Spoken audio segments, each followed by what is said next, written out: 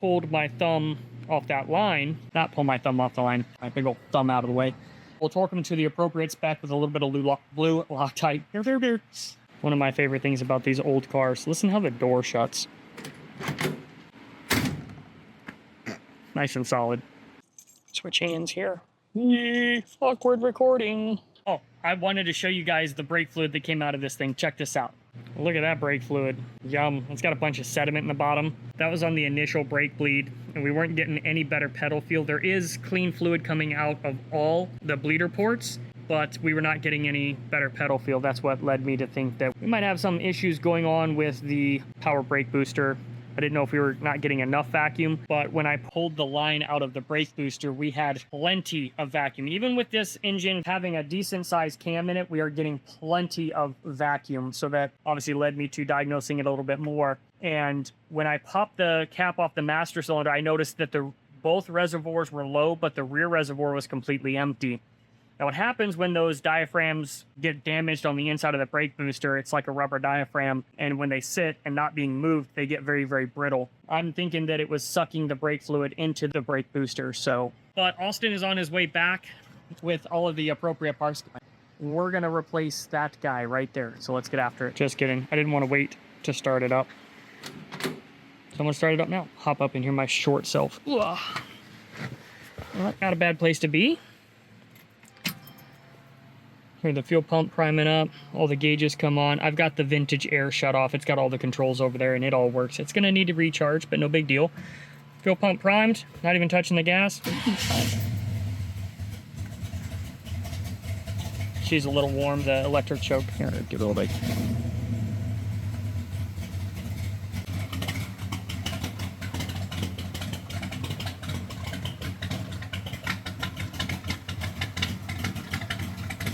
Pretty sizable cam in it.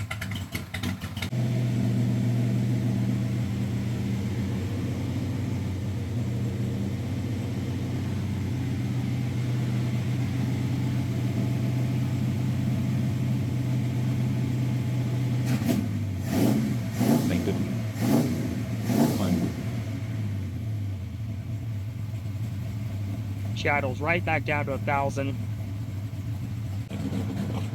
Sub box in there. I haven't turned the music on yet. More focused on getting all the mechanicals done. Not bad after sitting for 5 years. She's a runner. So once we get these brakes sorted out, we're gonna get it down on the ground, double check everything again, and then we're gonna take it for a test drive. All right, I just got to the shop. Austin already had the brake booster out, so I'll show you what a bad brake booster looks like versus a good brake booster. All right, we have the old booster out. What we suspected was something wrong going. Whoosh. Yeah, I think that the diaphragm's busted and it's leaking past. Now, trade me. All right, now try to do it to that one. There we go. I think we found our brake problem. When these things set, you know, these aren't exactly expensive items. I think this was 140 bucks at Gearhead Performance. And when they set and they don't get used, the rubber inside of them start to go bad. Again, easy replacement. How long did it take you to get that out? 10 minutes. About 10 minutes, cool. Here's the bad unit. We're gonna throw the good unit in and see what kind of brake pressure we got. I've got to get the check valve, the one-way check valve, off of the line that's in the car and just attach it to that guy. So don't pull the white tab out, okay? That's gonna stay there. We're gonna hook the hose right up to that. Obviously, he's got the master cylinder kind of chilling off to the side. Yep, just kind of chilling down there. It's not hurting anything. It's on metal lines and stuff. It's not bending or kinking anything. So he's gonna get that one mounted back up to the bracket, and we're gonna get everything. We're gonna set the clevis depth. We're gonna check the pedal throw, make sure she's good to go. But once that guy is thrown in, we should have proper brake pressure, and then we are going to re-bleed the brakes. One of my favorite things about these old cars. Listen how the door shuts. Nice and solid. Can't wait to go take it for the quick test drive right around the industrial park here. We're not going to go anything crazy or anything like that. Just to make sure that the brakes work, everything stops, goes, starts. No more fuel leaks, hopefully. We did buy a humongous roll of the braided fuel line, just in case we need to replace it from the fuel pressure regulator back to the tank.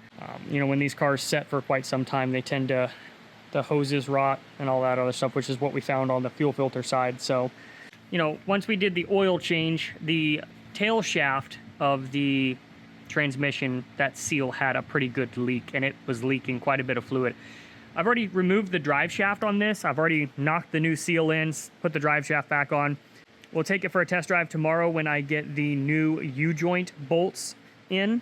When we were torquing that drive shaft back down on the rear end, one of the bolts broke. And I'm glad it broke while it was in the shop. After I looked at it, where it broke, there was a little bit of a rust mark there. So I would imagine that it had a small crack in it. When I went to go torque it back down, it broke the rest of the way. So when I was taking the drive shaft out, it was just a, it's only like a 11 mil or 3/8 nut. And we ended up having to heat it up with the torch, get it pretty hot, and then I was able to get them out. So they were definitely way over torqued.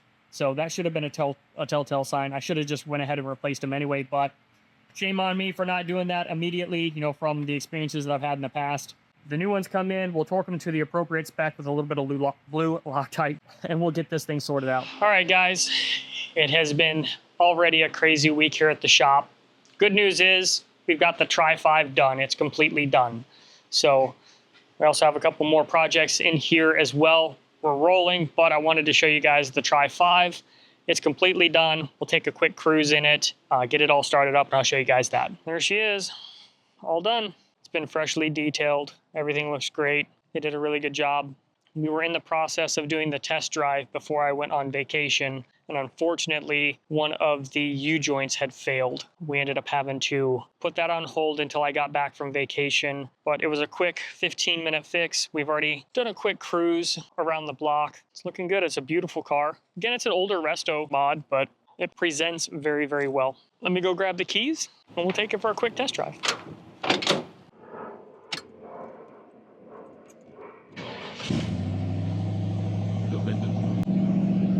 The high idle and the electric choke work perfectly as well. All of our gauges.